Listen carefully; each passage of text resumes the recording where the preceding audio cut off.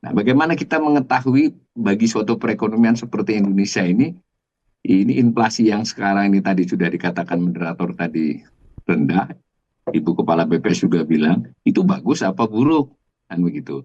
Untuk mengukurnya pertama harus dilihat dari data historis. Jadi apakah tingkat 1,55 year on year, 1,12 year to date, jadi akumulasi ya, itu kalau yang mantuman saya kira beda analisisnya. Itu ketinggian, kerendahan atau jelek gitu loh kira-kira, atau baik.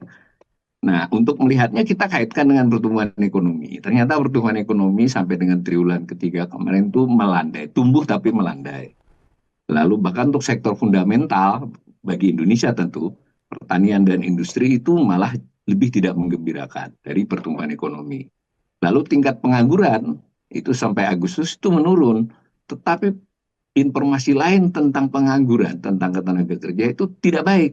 Satu, jumlah jumlah penganggur itu sebetulnya meningkat, ya cuma karena persentasi dia turun selama 10 tahun terakhir.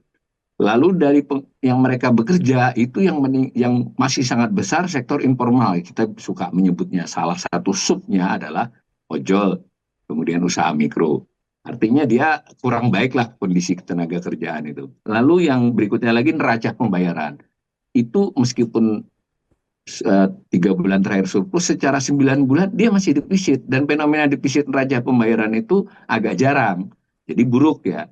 Diindikasikan pula oleh rupiah yang relatif tidak bisa menjauh dari 16.000. Nah, dengan cara melihat gitu, saya boleh memberikan penilaian inflasi November itu masih mengindikasikan keadaan ekonomi yang tidak baik, kurang baik lah.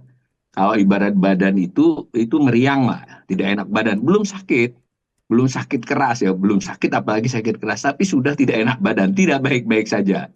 Nah, faktor yang bisa membuat fenomena yang baru sementara ini kita boleh sebut adalah tidak enak badan ini menjadi sakit, itu dua faktor. Satu faktor eksternal.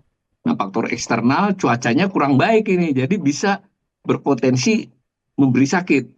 Nah, lalu faktor kedua adalah internal. Internal otomatis kan dinamika perekonomian, kebijakan pemerintah, kebijakan Bank Indonesia, OJK, dan seterusnya. Nah, yang ini masih ngambang ya, bahwa yang paling berat dari pelaku usaha itu adalah kebijakan ekonomi belum terkomunikasikan dengan bagus ya. Misalnya PPN aja kok kayak naik turun, jadi nggak naik atau turun itu satu hal yang bisa dimitigasi oleh pelaku ekonomi.